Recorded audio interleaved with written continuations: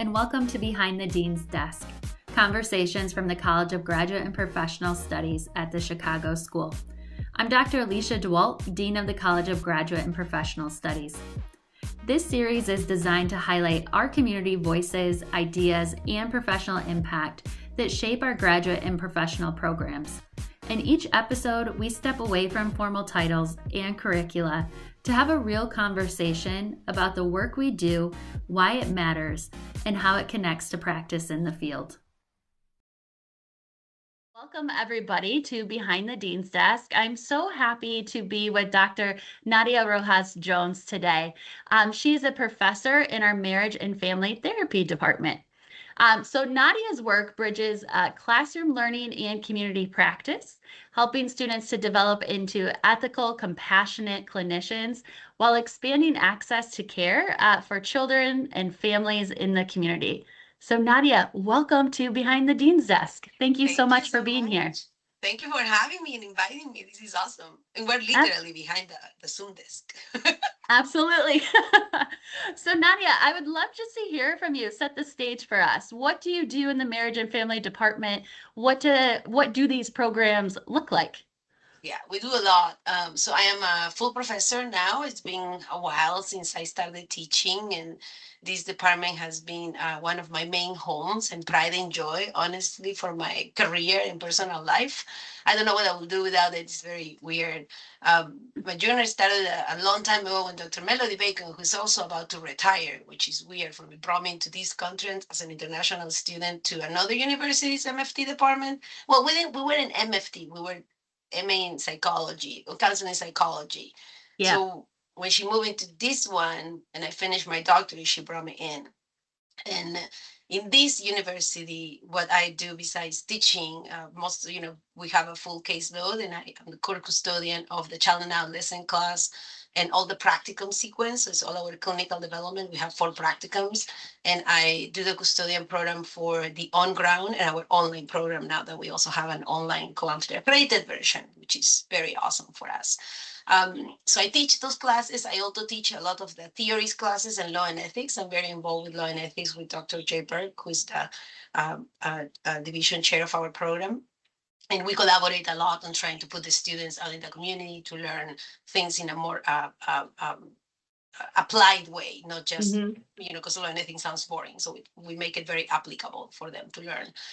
And then I teach all the practicum sequence, as well as I do a lot of dissertations for the doctoral program, advising, mentoring, fun stuff as well. I organize walks for the community, try to make sure that the students get involved. And I do supervision for our program as well. For the institution, I do the supervision for our professors that are going to teach practicum, and they need to get the AAMFT, which is the American Association of Marriage and Family Therapy. They have a certification program for supervision that lasts around 2.5 years total. So I am the supervisor for all our faculty that goes into that program. And that is a really cool project, because then the faculty on our MFT program, on ground or online, that are coming in or that are still with us, or that they join our program as faculty, I connect with them for 18 months, supervising them on how do they teach the practicum class. So it's like, we call it supervision of supervision. So it's really fun because that's more a collegial style of supervision. Yeah. And then I do the supervision of trainees as well through my professional development day. And I have a couple of associates as well. So I'm very involved in supervision. I really, really like supervision. So I love teaching and I love supervision, and help the students apply these 2 things into the community for when they are going to become clinicians and what they want to do with their careers. So you have a very busy workload, is what I'm hearing, in both the Master's in Marriage and Family Therapy and also the PsyD in Marriage and Family Therapy. Great. Well, Nadia, how did you get here? Can you share your story of why you're a clinician and how you got to the Chicago School and now had this full circle of teaching future clinicians? Yeah, I'll try to make it not very long, because I like to tell that story. So I was born in Argentina, then we moved to Peru. So most of my formal education was done in Peru. And in Peru, I am actually a licensed psychologist. So I finished psychology in there. And one of my core memories in that part of my life was that I mean, not to turn my own hood, but I was one of the best students in the program. And when you're like the third superior, you're supposed to choose, you're supposed to have your pick on your practicum side over there. Okay. And I was in school psychology. I chose this huge school that had everything. Like I knew they were going to give me a stipend. They had everything and it was fantastic. Everybody loved going in there, and I didn't get approved for it. And I was devastated, but also very angry with my what would be the clinical director. And I was like Yeah. ready for a fight. I'm like, how dare you do this to me? And they put me, I kid you not, they put me in this very tiny house preschool from like 2 to 5 years old that was starting. And it had like less than 30 students. And I'm like, so that felt like such an The insult opposite. to me. I'm like, why are you doing this to me? So when I come down and actually, I got a meeting with the director of clinical training, what will be the position? She was like, Nadia, if you go to that school, there's like nothing for you to do. Like in Mm. this school, I put you there because you can do not just whatever you want, but you can create something. And I didn't realize that. So it was very humbling for me. So I stayed with her for mentoring for a year and a half. And it was, I still talk to them. I see them, they have grown a lot, but we created a counseling center there and I was able to do like more like Piaget kind of work, like where you go and you observe and like you call the parents, and I started developing parenting program. It was so fun. So I was like, oh, when I started my process of coming to the United States, it was to do my master's program. And I Okay. got into university. That's when I met Dr. Bacon. She interviewed me for it on a payphone. Like on that time, like I didn't even have a cell phone, phone in my car at my house, like from a payphone, like doing the Yeah. interview 26 years ago.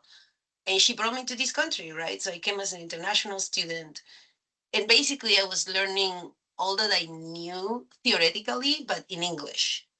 But practically, I realized I didn't know much. So we learn very different here in the States. Education is so much better through practicum, right?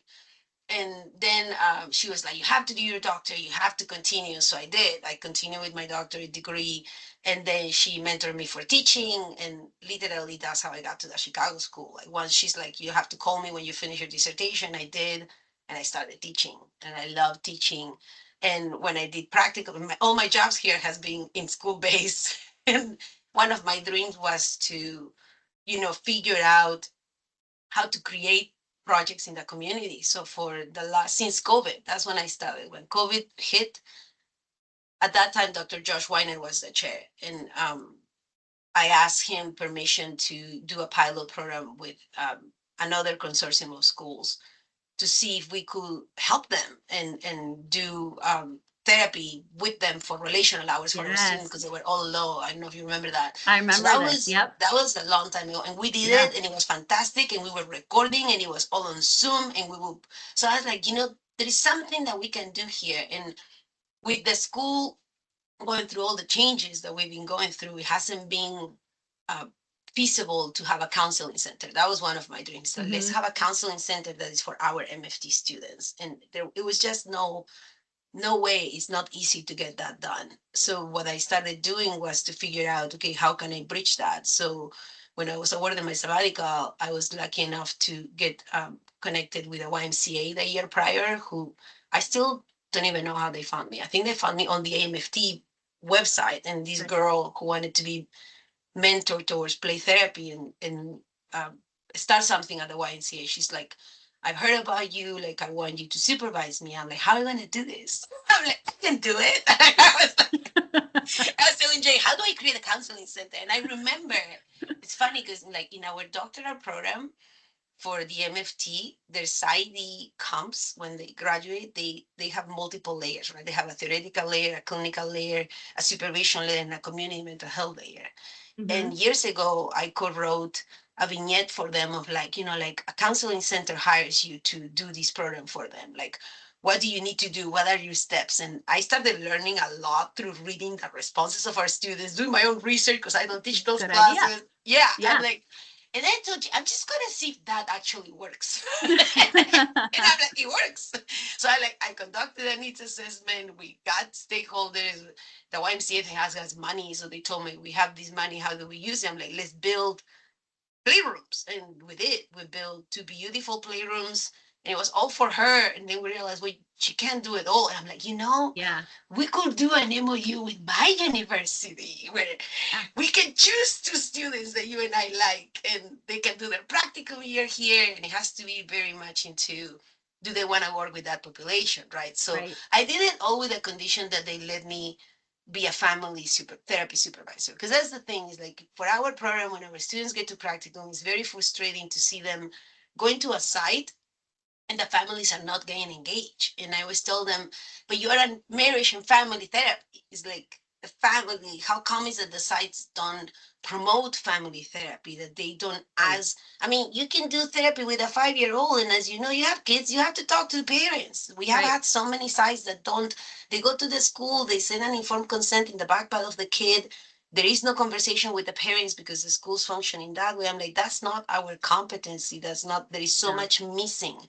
So at the Mhm. Y, when she shared her practicum experience with me, she was like, I was at a school, I never talked to the parents. And I'm like, well, in my school, we have quantity accreditation. They have to have relational hours. They need a Right. hundred of them. And she's like, we can make them do family therapy. I'm like, yeah. So she loved the idea. So I've been training her to do family therapy as well. And we started with just one student that was low in her relational hours, so like to Mhm. see if it works. And I'm like, okay, what do we do? So then I would talk to and at that time was Shannon West, was like, how do I become a site? I had experience from what we did before, but I'm like, what, how do we make it a good site, right? So it was more like about what we in our MFT program want from them, so that we Mhm. don't lack that part, and what does the YMCA want for them. And it turned out really well. She got full very quickly. So then during the sabbatical, we created the official practical manual with like all the bylaws and regulations and contracts and everything, so that we could start bringing students. And now we have two in there. And then I already chose the two for next year. So Nice. I don't know how long am I going to have their money to do that, but it is a really nice bridge between our university and them. And we're like, I don't ever see it's gonna grow like to have 8 people, but I'm like, oh, wouldn't it be Yeah. fantastic if at some point we get access to their after school programs, and then we can truly be immersed in the community and provide services there as well. And right now it's preschool, but we don't just do the kids. I mean, we've been very blessed. We call the parents, and we've been able.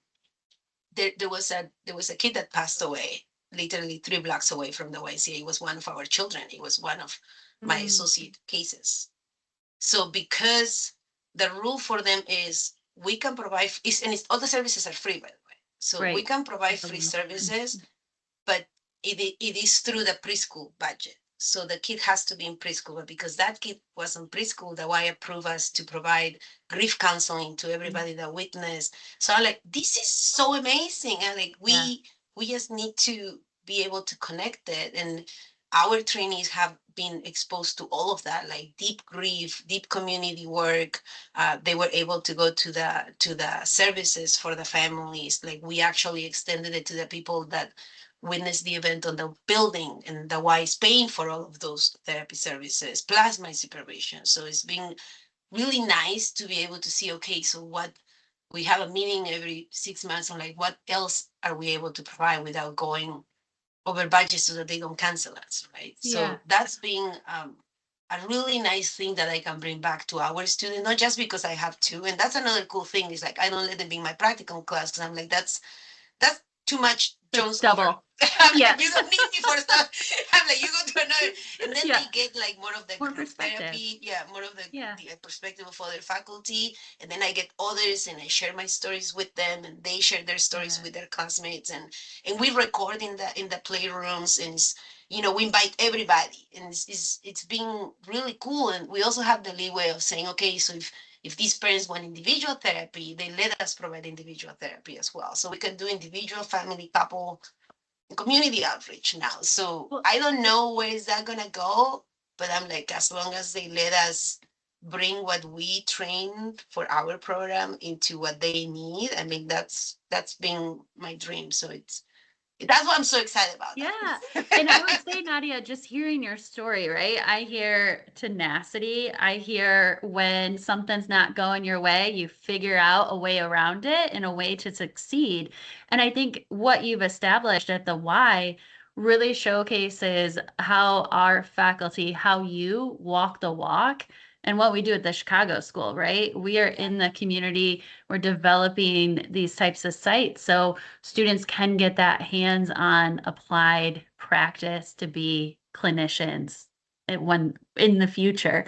And I think that's so powerful that you've been able to do that and just really showcase what it means to be in the field in that way and making an impact as a clinician. So thank you for that work. No, I mean, honestly, thanks you, of course, but thanks to my department. Like when I start teaching, I have this elevator speech, right? How's this called? Elevator pitch, whatever it's called, Hmm. the term, where I tell my students like I have two goals by teaching. With everything that I've been through in life, personally, and with my kiddos, it's more like about I want to train clinicians that I trust, so that you can be the clinician of my kids if they were to need you. Yeah. So I go like, if I don't trust you with my kids, like I don't know if I want you on the field. Yeah. Not Yeah. because I know it all or anything like that. It's more like get invested so that you can be that clinician when a child is in deep pain, when a person is in deep pain, because they come to you with that, right? And the other thing is like I need good leadership. So I know that I am, you know, I'm very strong minded on, as you say, it's like I will find a way, Yeah. like kind of thing. So I need a good boss. So and I've been very blessed at this program that they don't cut my wings. On the contrary, it's like, what do you want to do? Let's see if it makes sense. I'm like, how Yeah. do I make it make sense? And they've been so patient and so supportive of all my initiatives, all the training that I want to do, the people that we want to bring in, like my crazy ideas, helping me polish them. Because sometimes I just go and rant. And Dr. Josh Warren and Dr. Jay Berg, and they have been amazing at being patient. I was going like, I just need to know who do I want to work for and who can I work with. Yeah. And they have been so amazing on like, okay, yes, this project makes sense. Let's figure it out. Okay, a walk. You want to do a walk? Okay, let's put it here. We want to do this. Let's just, I'm like, let's take the student. Let's do this. And they've been so amazing on that, right? It's not an environment that like, oh, we don't have the budget. And I'm not even asking for a budget. I just want to do it. Want to be So able to do it. they And they you'll are like, find all a right, way. let's figure it out. So Yeah. it's been 14 years with the school, I think now, and I haven't left because of that. Not, is that's another good thing is our faculty gets their faculty development day. So you're for teaching fully devoted to the school, but they do promote you have to use your license in the community, either on your private practice, and I also have a private practice, but it's very small because I don't have any more time. It says you have to do, private practice supervision or trainings, and Right. I do now mostly supervision and trainings. I train a lot of people around, and I'm very involved with our CEU program as well. But I'm also involved with the Department of Mental Health in connecting our own faculty to go train in the Department of Mental Health. And it's all about, our school, but also them, their interest, how to get published, how to go more into all these professional projects that you can have that you bring back to the school. So Right. that's another cool thing that I think that's very unique to our university, by the way. Yeah, I agree. And I'd love to talk about Nadia when you're talking about how you train your students, right? And ensuring that they're competent to be able to be the clinicians that we expect them to be, right, in the field. And so I also recognize, and I think we've talked about this, that being a clinician and being trusted with that type of work, it's such a privilege, right? To It's be such able a to do privilege. that work. And so I'm curious to hear from you as someone who supervises so many students. How do you bridge that gap from a student who is in the theoretical space and then moving to working with clients and having that type of trusted relationship and being able to build on that? What does that transition look like? How do we support our students moving into that work? I know when Yeah, I did it, it was a big jump, right? It's a it's a very big pivotal jump. point in your career to make Yeah, that transition. yeah. I sometimes I feel like I'm 65 years old or 70 years old, I swear. Because sometimes I feel like I've been teaching forever and like try to grow, or you see you grow from when you started to where you're now, like in where, and you sometimes forget that the students that are just starting, they're literally just starting, right? So Right. I keep trying to tell myself, it's not just about meeting the client where the client is at, you meet the student where the student is at, not Right. where you want them to be. So it's like, let's take them on that route again and again and again. Uh-huh. So and every faculty is different, right? So my way to answer that question, that again, I hope that it's not too long-winded, is the way that I teach in our school is I enjoy having the law and ethics class because it's when they just start. So I know I cannot, I don't have everybody, but I have one group, one little group of students, whoever happens to be in my class. So I start with law and ethics. I'm like, this is what you need to do to be lawful and ethical. Don't Right. screw up. It's like, do no harm. It's the main, This like, is the bar. this is the bar. And like, we teach you with the highest standards of law and ethics. And this is what you need to do. This is how you protect yourself. This is how you protect the children, the community. Like, that to me is super important that they understand that. Somehow from there to a year, they forget a lot of things in the way. They forget how to do a child abuse report. And I tell them, you're going to forget. I already experienced that multiple times. Here are the slides and the things.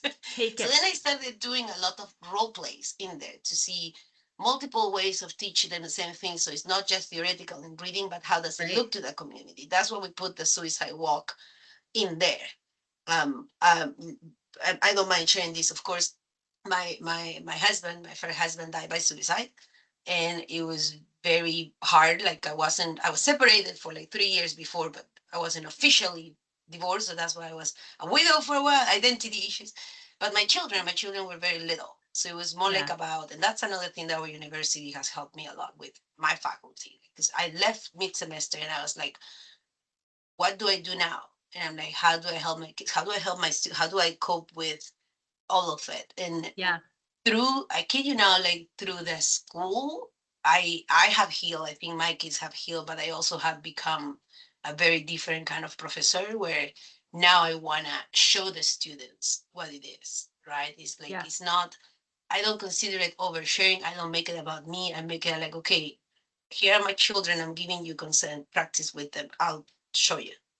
Yeah. And my kids record little videos and like, this is how you talk to a child. I don't like your question. Like, and they get to heal, I think, through that. And so we started doing the suicide walk when I told them about their father dying by suicide. And they go with my students, like my learn ethics students. They all go in person. My grandpa also died by suicide. He has helped my dad a lot. My dad comes to the walks. You should see him from the first walk when he couldn't even be next to us to like last year walk when he was like putting the people's names that he's walking for and holding my kids' hands and helping my students cross the street, because in Pasadena you do like a mile walk, and people are Yeah. now bringing their fam. We had 108 people last year, and I'm like, I want to make it, for everybody, like in it, to decrease the stigma of these kinds of things. So, and that's their first semester. So that's one of our, and those ones do come all the law and ethics. That's what I told you, like Jay Berg's amazing. There, we do the walk in Anaheim, we do the walk in San Diego still, and we do the walk in LA. And we don't force them to do, but like they know they have to go. Yeah. And it also helps you bridge something, I think, in the relationship with your students. So like, this is what we do. I mean, Yeah. suicide is that you're gonna have to do a 5150 at some point. You're gonna have suicidal ideation. Go and learn, like listen to the speeches, see Right. what's out there in the community, embrace your own if you have had it, because the emotions, the ceremonies are very emotional. Like, they ask you to hold beats if you have had suicidal thoughts, or if you know someone. They're different beats, so, and they help you connect with everybody around you when you see that you're not alone, and that in itself is very powerful. That's my Yeah. kid's favorite part of the suicide walk, by the way, the beat ceremony. So we've been doing that. This is our third year now, and faculty comes. We bring our kids, we bring our partners, we bring our family members, we invite them to bring more people. So I go like, get to know what we do as well in the Right. community, because this is the work, right? So it's like, literally, I do enjoy walking the walk. So Yeah. anyway, but with But the it people around me. and it just speaks to having that event in their first course, right? Or Of right when they're course. starting in the program, being able to have that community event, that applied practice, doing that role playing. helps them be more prepared Yeah, when they get to that first client sitting yeah, down in that because office or space yeah, and and they have their core memory. So then on their other yeah, classes, we bring it back, right? yeah, And then they do a lot of role play. Now, oh, you know what? Another thing I'm very proud of our program, and this is the only thing I'll say positive about AI. Now, there are many things about positive, but we are using Sims Care now with our students, and there are these virtual yep, characters, Sims characters, and we're training them so they get to practice a suicide assessment with a Sim character that so feels safe. important. They get to practice family theory. So when including in a lot of our the theory classes, the child and adolescent class, law and ethics still haven't used them much, but treatment planning, so they get to do this before they go to practicum. So we're Yeah, training them now. I mean, look at how cool it looks, right? It's like from starting with law and ethics strong, then you keep going and role playing with people, with real people, because we do both, but like the mock sessions and now with the same character that and the same character is cool because we can see the whole transcript. yeah, they're great. So That's we such a start like correcting their language in there and mhm, providing deep feedback about clinical wording. These are your biases. Start working on them. Go reflect on this. So that's being very helpful. Of course, it's not perfect, but I tell them it's a machine. Still a machine, but right, it preps you for the practice, people, right? So then when they right. get to practicum, in practicum one, we do a lot of self-reflection. They also do their official suicide training there, and they bridge everything together so that they are not as we don't throw them to the wolves kind of Right. thing so that they don't have that shock, and then they are very supportive. Our practical classes are very small, and you know we're allowed to have 8 by standards in California, but we sometimes try to have 6 if we can to make it so much more immersing, to really helping them and give them the space. We have increased our hours, and because we're lucky to be COAMFTE accredited, our students graduate with many more hours than other universities that are not COAFTE accredited. And we get to watch their videos in class, so we record, we supervise them with videos now, which is fantastic. Like we can do, that's as close as we can get to the Cyber mirror, you know. Yeah. So we help them do role plays from their first practicum, even for the ones that are school based and they haven't started yet because the schools haven't started, so they can be Mhm. more prepared. So that's been, I love our program. It's really, we have a Yeah. really good sequence and really good support in place for them so that they don't feel like, what do I do? Yeah. And that's the other thing, that they have a safe environment. Dr. Rodriguez, this is not my words, those are her words. She's very into cultural humility. And it's more like, let's make the students feel safe. So if Mhm. they feel safe, they can bring their vulnerabilities into practicum and we can help them do no harm. So then you can bridge it back. Exactly. And I hear anecdotally quite often from different organizations that are hiring our graduates like, we want these Chicago school graduates because they come prepared. They've had the above and beyond training. They are ready to go and make an impact in our field. And I think all of this work, Nadia, right, from beginning to through the end of your practicum internship experience, that wraparound, that ability to be vulnerable, have those additional applied opportunities can really make the difference in our students being ready to go out and serve their communities. Yeah, and we even have a class in the trauma and recovery class, which is very short because it's in the summer. We send them to interview MFTs, licensed MFTs. They have to interview one working in community centers and one and figure out how much they make, what do they do, how long do it take them to get there, what their specialties, and we're trying to keep them connected with the real work out there as well, so Yeah. that they know what they're going to be facing. Yeah, and I think Nadia, that for me, I'm curious to hear your thoughts on how we're shaping students to be clinicians and culturally competent. But in addition to that, potentially being advocates in their communities. Is that work that we're intentionally doing with our students? And Yeah, how does that like show up I for think your MFT students? from law and ethics, that's what we're doing with the walk. Is like Yeah. go and talk and spread awareness about this. But it's not just that. We do have a class in law and ethics all about advocacy and what it means to go into, you have to be connected with your board. You have to be connected with the rules and regulations. If you want something to change, you have to write down, you have to go and, ask the board for these things, check all the bulletins, the information, and advocate for your clients, from going to an individualized educational plan for your student, for your client that is a student struggling, and help them because they cannot pay a lawyer. but you have the Right. knowledge to just go and spread awareness. So we do promote a lot of advocacy with our students, and going into conferences and talk and speak up Yeah. and figure out what we need to change. Yeah, and I think if I recall correctly, you walked the walk on the Capitol floor, right? I Advocating did, for yeah. our Well, not actually. students. That was Dr. Rodriguez, but I was in Aleo. Yeah. Yes, Nalia. Yeah. So Hmm. even getting into that structure, right? And how we can shape, impact even at a government level type of advocacy is so Yeah, important. but Dr. Yeah. Rodriguez did that. Dr. Rodriguez went Yeah. to the Capitol and spoke in behalf of, us. That was amazing. I mean, it's like the fact that Yeah. we can all do that, and support each other towards it. Yeah. I have a question for you Hmm. around this work that you do, which is so impactful and so much work, right? That you're doing. So when things get challenging for you, what keeps you going? What motivates you in this work? To me, my kids. I mean, for the ones who don't Yeah. have kids, you have to find your motivation. But to me, it's my kids. But I know I got married again. I'm stable now. Like I think doing the research and applying to my own life and trying to figure out with what would be the word? It's not grace, but with humility, maybe. Like I don't know what I'm doing sometimes, and thank God I have all this knowledge and all these people that I can consult with. But so what Yeah. else do we do? And I'm like, I tell people I don't know what works, and I'll tell you when my kids are like dead, maybe. Because I don't know how it's gonna evolve, right? But you try your best, but they are my main engine. It's like Yeah. I can tell you now. I mean, when Dan died, all my focus was on understanding suicide from a different perspective, but understanding trauma and how does this doesn't become PTSD for my kids, right? So how do they become? Because if you go into ACEs, the adverse childhood experience, my kids have a lot of them, so they should be at risk of everything, right? And I'm working towards preventing that. So Yeah. they are my main engines. So when I teach child and adolescent, I'm personally invested into learning something new because I try to learn something new as they develop, talk about blended families. I need to research this so by blended families.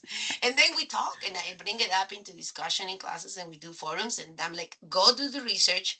Let's figure out what else can we try out there. Because when you have these clients, that's what you're gonna have. And I'm like, and I don't have all the answers, but I do know how to do research. So we all have to learn to do this together. But they are my main engine. Like my daughter and my son have coped in complete different ways. And I've had to learn to be patient and understand the prefrontal cortex and how does it Hmm. communicate with, I had to learn this. The hand model of the brain is my best friend and talk to them into like, I tell my daughter, my lid is so flip we cannot even talk because I'm going to start saying things that you don't want to hear. I'm going to go regulate myself. And she's like, I am not regulating. I'm like, I do not care what you do right now, Missy. And, we yell and it's not perfect, but Yeah. but we can prepare. I'm promoting a lot of like, I mean, you can go and lose and flip your lid and, lose your temper, but then you come back and you repair and you do a true repair Right. when you like connect again. And I'm like, all right, let's figure this out. And like, how do I help her feel safe again? So it's changed a lot the way my kids, I think my kids honestly have helped me become a better professor, a better clinician, a better mother, of course. And I think it's gonna continue because they keep growing. So They do. I had to They keep keep the growing. developmental stages updated. Keep learning. Keep researching. Well, Nadia, I appreciate you just sharing your story, both professionally and personally. Thank you for just bringing that to Of behind the course. dean's desk. Yay. You bring so much joy to not only the MFT department but to the college. So thank you for sharing that, and thank you for all that you do for our students. I do have one last question for you. That is my question I ask everyone who's on these episodes. Which is, as we step away from titles and roles, what's one thing you hope people better understand about the work of being a therapist or the work that you do and why it matters beyond the classroom or beyond that therapy room? Oh my goodness. I try to practice that question, but I think it is one again that clinicians understand that being a therapist is a privilege. It's not like you're right. And you are going to be dealing with people's most vulnerable spaces. And it is your responsibility to be, it's not like being the best, but it's like being the most humble self that you can be so you can really understand another human. The second thing is that we need, I wish people will move away from competing in the world, even the professional world, and more towards collaborating in the community so that we can actually truly raise stigma of mental health. Because a lot of misunderstanding and judgment comes from that individualistic perspective and competition. And I'm going to do this and I'm going to learn this. And I'm like, yeah, go ahead. Can you teach someone else how to do it?